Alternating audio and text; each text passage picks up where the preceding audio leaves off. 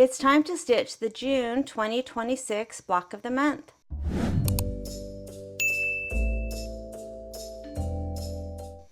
The June block is called the Alabama block, and I also have heard this is called the Alabama twist block, and it is this block right here. I need 3 fabrics, and in the quilt, the version that I'm working on is called the retro version. Stitch Obsessed on their website, she has many different coloring versions so that you can pick one with the colors that you like. And so this was the retro version that I picked. And now I am doing my scrappy fabric, and I'm just kind of using the coloring as kind of a general guide. I am using my fat quarter bundle from Lori Holt's hometown quilt that I made. And so I'm pulling fabrics to go along with the coloring that she has already done. So here's the block right here. And if you go on her website, she actually has it oriented like this. So if you go to her website and it looks different, it's just because I have it printed on this paper and it just slipped in easier. All right, so I need 1 block and I need 3 colors for this. Anything that is white in any of the blocks, I am using this as my background. It's kind of a creamy off-white, a low volume. It has a very subtle pattern, and so I'm using that for anything that's showing white. And I just have a bolt that I bought at Hobby Lobby, and I just press and cut off this bolt. Now for this block, I am going to use a tan and a green. So I just went through my fabrics and picked out a tan and a green that I liked. These are both florals, and I think that'll be enough contrast for the block. So for the tan, they will all be squares, these little squares, and then I have a few squares of the background fabric. For the strips, I have a few of the background fabric, and then the rest will be my green floral. All right, so what I'm going to do is I'm going to go starch. I just use Best Press and press these and then get these cut. Now I can't give exact cutting directions because this is a paid pattern. This block of the month is only $5 a month if you choose to pay monthly, or you can pay for the whole year for just $50, and you get previous year's patterns and a lot of extra stuff. So I'm going to cut according to the directions, and I'll be back to show that and show how I'm going to start putting together this block. I have all of my fabrics cut, and the first thing I'm going to work on is the center of the block, and that is a 9 patch with the brown and the cream fabric. So I'm going to go stitch the first 2 in each of the rows. Then I will add the third and press and have my center of my block. Then I can also stitch the corner squares onto half of the strips. So I have 4 smaller green strips, 4 cream strips, and then 4 longer green strips. 2 of each of those will get these little squares on the ends. So the two small green, and then I have 2 that will remain plain. I'll do 2 of the cream, 2 will remain just the cream fabric, and then I'll take 2 of the large strips and add the corners on the ends. And I'm going to chain piece that all together as I stitch the center, so it's just faster and easier. I love to chain piece. All right, so I'm going to get that done. I will get those pressed, and then I'll come back and we can start putting this block together.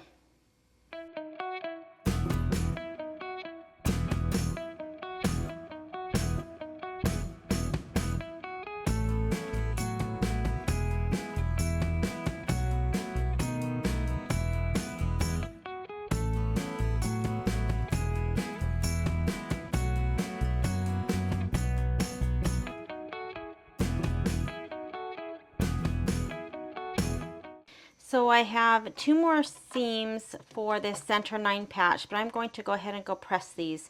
Now I left these attached when I chain pieced them, and she says to press the seams from the first row and the third row to the left, and then row 2, which is the center row, to the right. That way when I flip them, they will nest. So I will go press those, and then I also chain pieced all of my little strips with the cornerstones, and you can see I have them attached on both sides. I just did all one edge.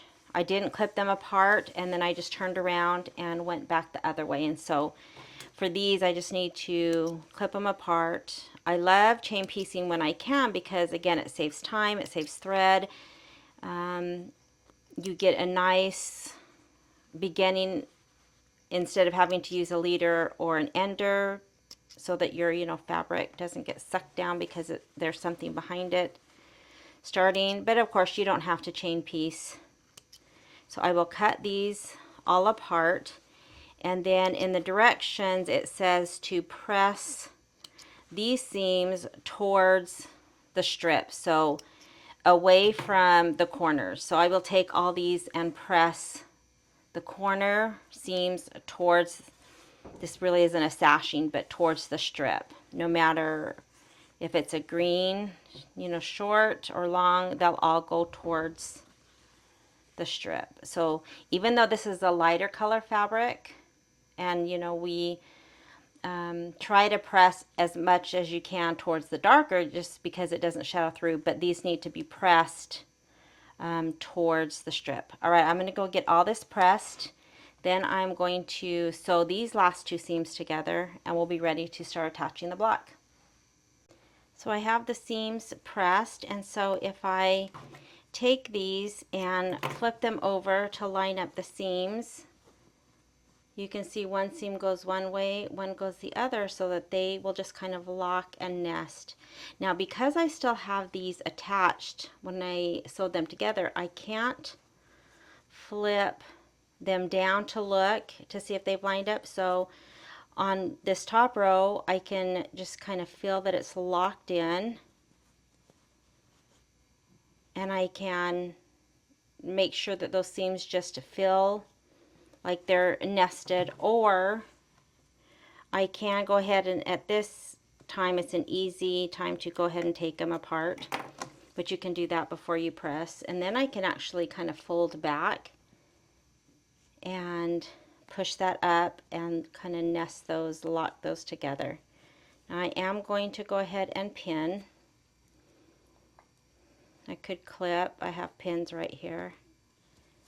And then on this one the same thing, I'll take it, and they kind of just again lock in and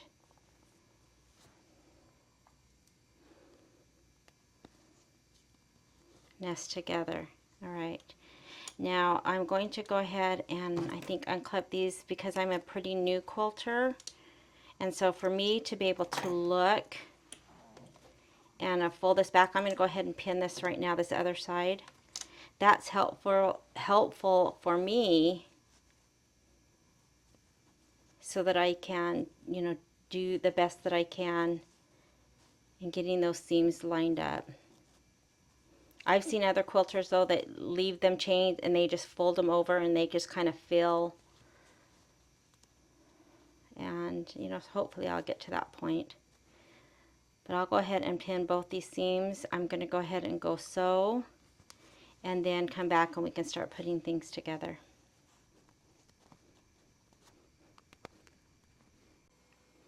I have the center 9 patch sewn together, and the directions say to press those 2 seams either open or to one side. I went ahead and pressed them open. So now building this block will just be in rounds. So I have 2 small green that don't have the corners on. I'm going to sew those to each side. Then once I will get those sewn on, I will press, and then I will sew these to the top and bottom.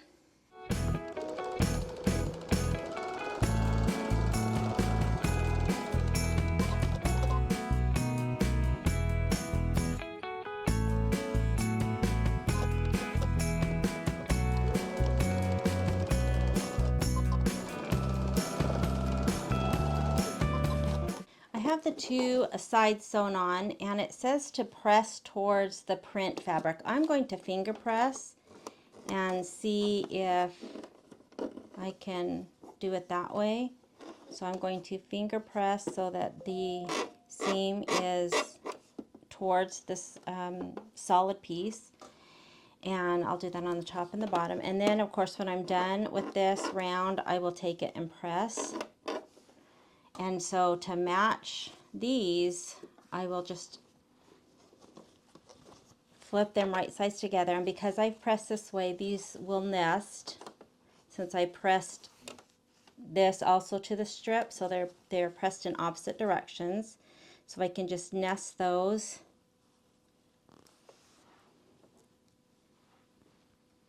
And I think I'm going to clip these.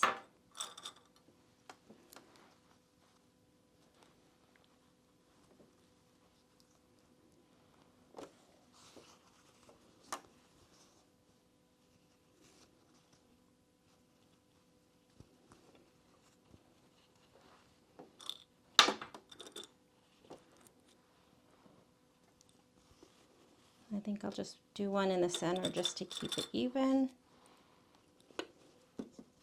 That looks pretty good. All right, so I will just stitch that one.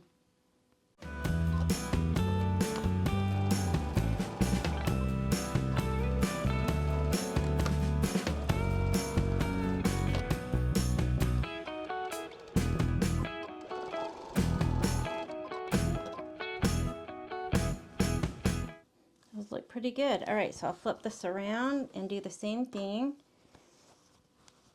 I will nest these.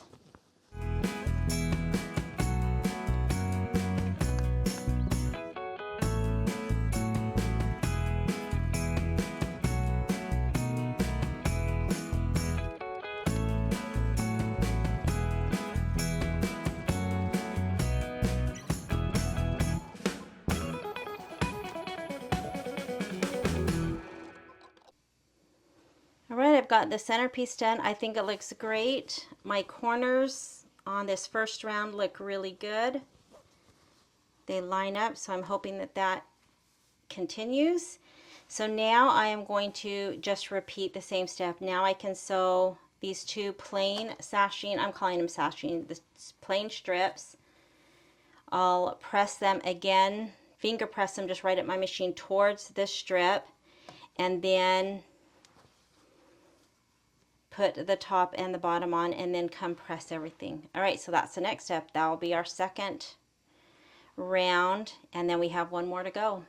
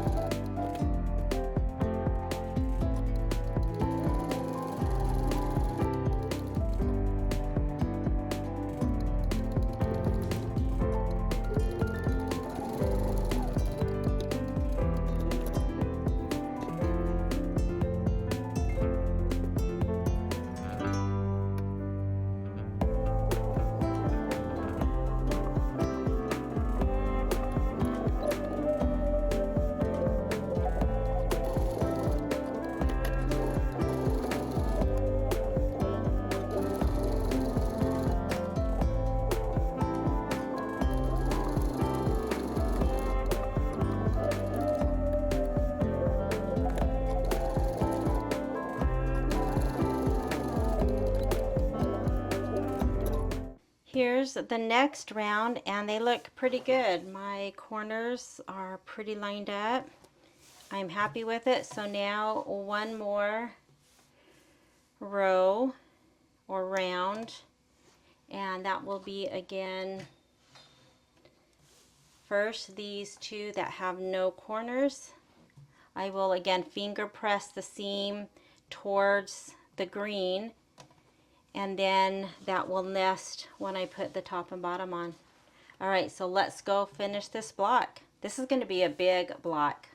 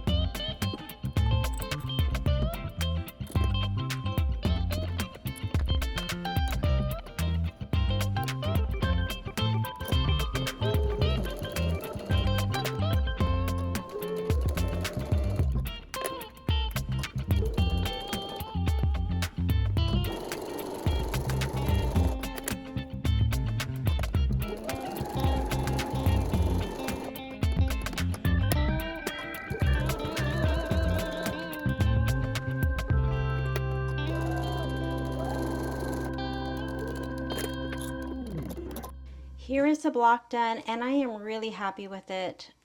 My points are lined up about as good as I can get, and I really liked this block. I think the green and the brown look good, and this is a large block. It measures 18.5 inches square, unfinished, and it is the biggest block I've done. I think the other block, the biggest block I did was maybe a 12.5 by 18, but this is definitely even bigger than my tray that I ended up putting all my blocks on to keep them as flat as I could instead of folding them. And you can see now, you can't even see that anything's under there. So I am going to, I've just been keeping all the papers just together, and I will clip it. I will set this aside till next month, but I have all of my blocks here that I ironed, the ones that I folded, so that they can be ready to go as they can when I'm putting the quilt together. And so I have everything here. Now again, I do have the smaller blocks still in their packets. I just left those there. But here are all the other ones, including this gigantic Alabama twist block. I love it.